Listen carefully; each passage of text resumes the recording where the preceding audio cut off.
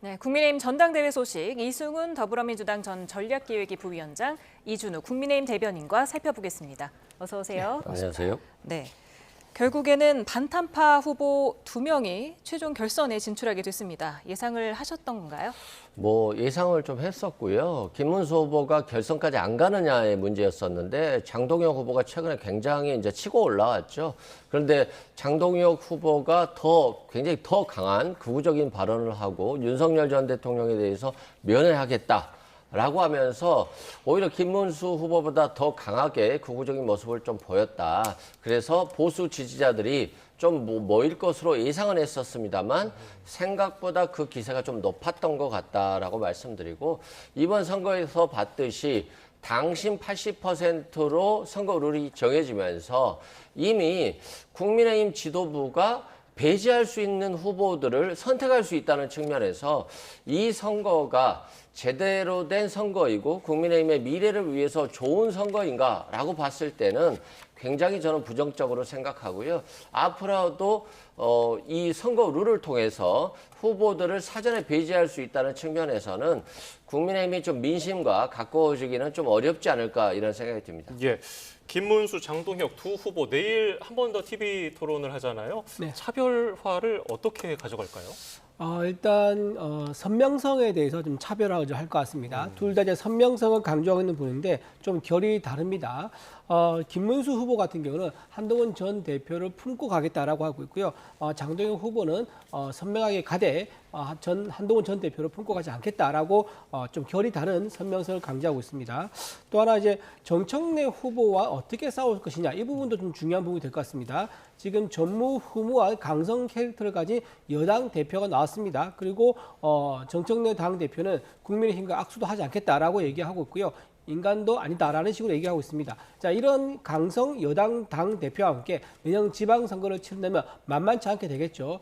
젊은 패기 있는 그런 이제 당 대표가 맞서 싸울 것이냐, 아니면 노련한 경험이 풍부한 당 대표가 맞서 싸울 것이냐, 이런 부분도 아마 포인트가 될 것 같습니다. 참고로 정청래 당 대표는 나이가 60입니다. 장동혁 후보는 56세고 김문수 후보는 74세입니다. 각각 장단점이 있기 때문에 이렇게 선명성의 결을 어떻게 다르게 하느냐, 그리고 정청래 후보와 어떻게 맞서 싸워서 이길 수 있는 전략을 잘 보여주느냐, 이 두 가지 차이점이 판가를 하는 그런 기준이 될 것처럼 보입니다. 네, 오늘 뽑힌 최고위원 후보들은 득표율이 나왔는데 당대표 후보는 득표율이 공개가 안 됐습니다. 혹시 누가 1, 2고 2위인지 혹시 아십니까? 그게 공개가 안 됩니다. 그걸 공개하게 되면 밴드웨건 효과라 그러죠. 그러니까 우세한 쪽에 사람들이 몰려가는 그런 깔때기 효과가 생길 수 있기 때문에 1등, 2등 후보가 몇 %로 됐는지는 발표하지 않고요. 1, 2위 결선 가는 후보만 발표해가지고 편견 없이 다시 두 사람에 대한 토론이라든가 정책이라든가 공약이라든가 이런 거 듣고 당원들이 편견 없이 선택할 수 있도록 그렇게 할 예정이고요.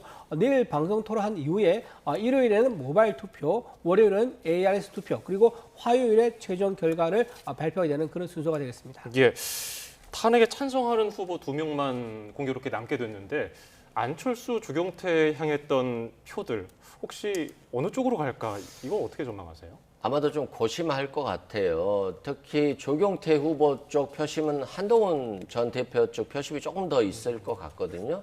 그런데 한동훈 표심 같은 경우는 장동혁 후보에 대해서 배신자 좀 프레임이 좀 가지고 있어요. 과거 한동훈 전 대표가 대표로 있었을 때 장동혁 최고위원이 먼저 사퇴를 하면서 좀 허물어뜨린 부분이 있거든요.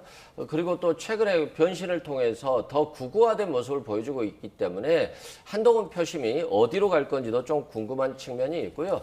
안철수 지금 후보 같은 경우는 특별한 표심이 없어요. 좀 중도적이거나 합리적인 표심들이 있기 때문에 이분들이 어디로 갈지는 좀 예상하기 어렵겠습니다만, 다만 주도적인 표심들, 그러니까 보수, 강경 보수, 극우 이런 표심들은 누가 더 극우인지, 누가 더 친윤인지, 또 윤석열 전 대통령을 누가 더 면회갈 건지, 뭐 이런 것들이 더 논란이 됐고, 이것들이 전한길 씨라고 하는 이 사람에 의해서 좀 반영된 부분이 있거든요. 그래서 남은 마지막 이런 토론회에서 김문수 후보가 어떤 모습을 보여줄지, 약간은 극우하고 조금 결이 다른 모습을 보여줬거든요. 그런 측면에서 장동혁 후보가 더 올라왔기 때문에 마지막 TV 토론에서는 김문수 후보가 어떤 모습을 보여줄지 조금 관심이 가는 대목이 있습니다.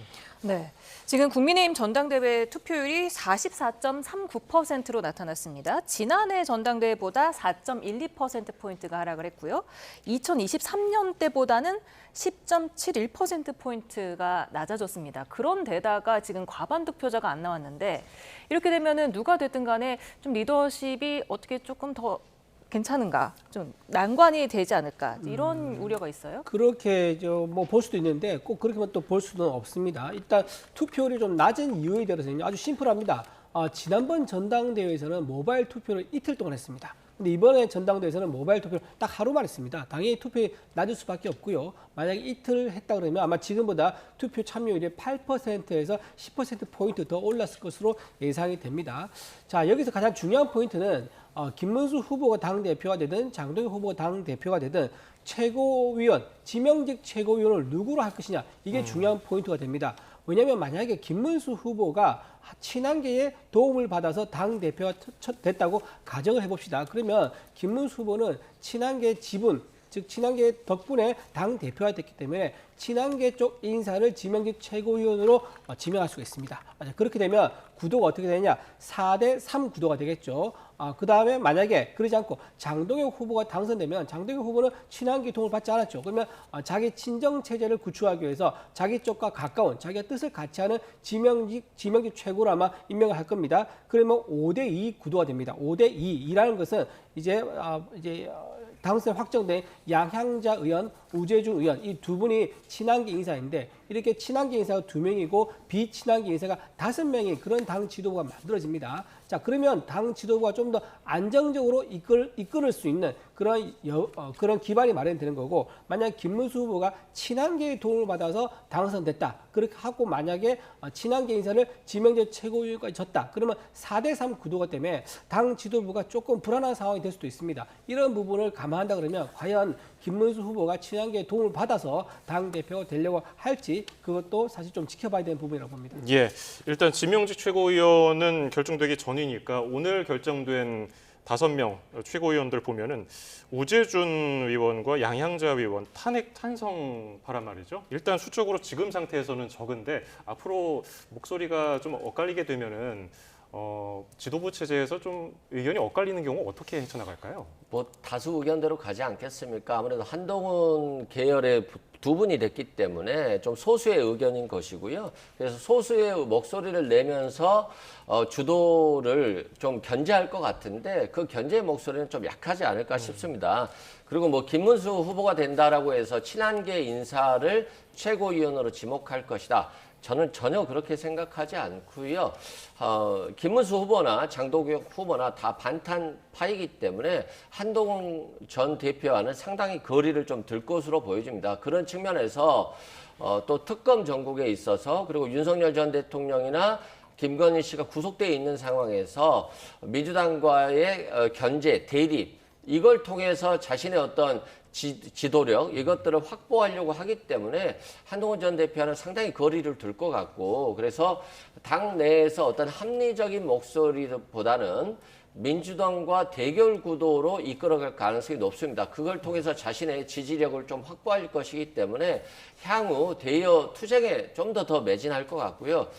그런 측면에서 협치적인 어떤 정국은 조금은 이루어지기 어렵지 않나 이런 생각이 듭니다. 네. 한동훈 대표의 영향력이 의외로 좀 없을 수도 있다는 생각이 좀 듭니다. 왜냐하면 지금 오늘 발표된 거 보니까 우재주 의원이 청년 최고였죠. 손수저 의원과 표차가 그렇게 많이 안 나요. 왜 이게 중요하냐면 한동훈 전 대표가 가장 공개적으로 지지했던 후보가 우재준 후보입니다. 나머지 양향자든가 김규식, 조경태 후보에 대해서는 딱히 한동훈 전 대표가 도와준 게 없었어요. 공개적으로는. 비공개적으로는 어떨지 모르겠지만. 그런데 이제 우재준 의원에 대해서는 아주 공개적으로 도와줬음에도 불구하고 표차가 그렇게 많이 안 났단 말이에요. 그런 거 보면 한동훈 개파의 어떤 도움이랄까 이런 것들이 생각 외로 그렇게 영향이 크지는 않을 수 있겠다. 결선에서 한동훈 개파의 도움, 영향력 이런 것이 생각보다 적을 수 있겠다. 그렇게 또 예측해 볼 수 있습니다. 네, 지금 최고위원 후보 10명 가운데 청년 최고위원까지 10명 가운데 3명이 찬탄파였는데 이 3명 중에 2명이 선출이 됐단 말입니다.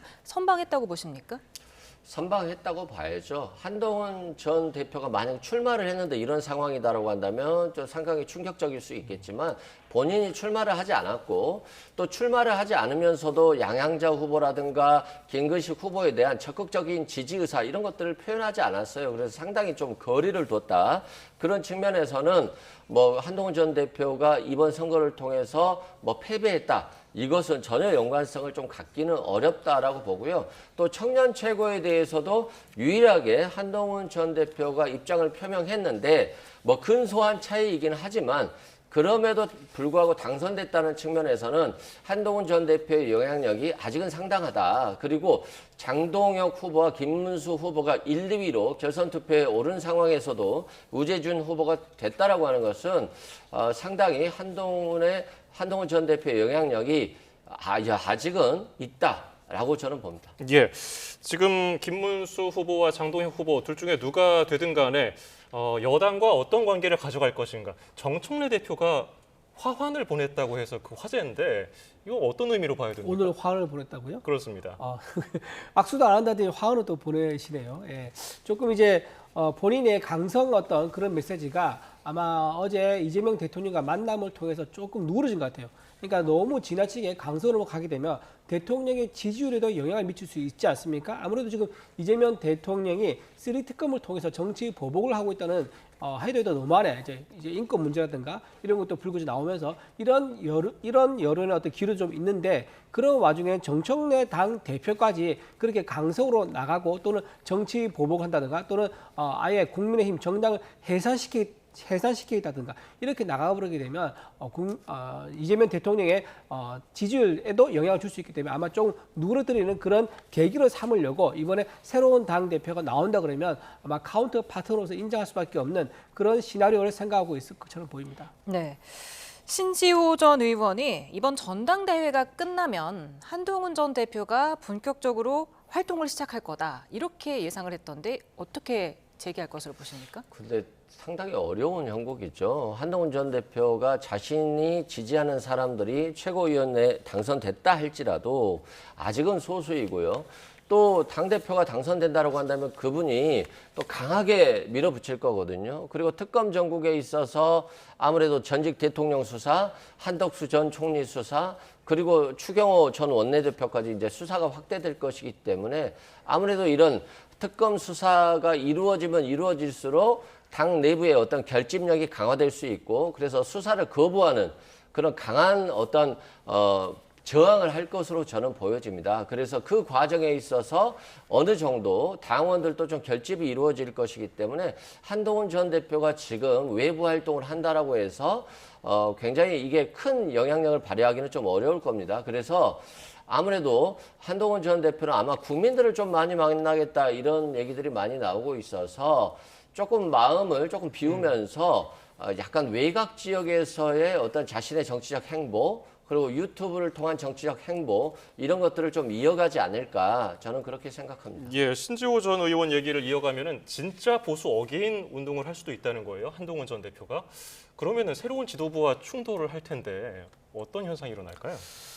그렇게 하려고 하겠죠. 외부 활동한다는 것은 세 가지밖에 없을 것 같습니다. 지금 특검이 하고 있는 것에 대해서 특검 잘한다라고 응원하는 그런 메시지를 낸다든가 또는 국민의힘 당 지도부에 대한 비판의 목소리를 낸다든가 또는 이제 윤석열 전 대통령 부부에 대한 비판의 목소리를 낸다든가 이게 이렇게 큰 세 가지밖에 아마 없을 겁니다. 메시지를 낸다 그러면. 그럼 이 세 가지를 따로 나눠서 얘기하기보다 다 하나의 바구니에 담는다 그러면 아까 말씀드린 진짜 보수 어게인이라는 그런 포장을 해서 운동을 할 수 있겠죠.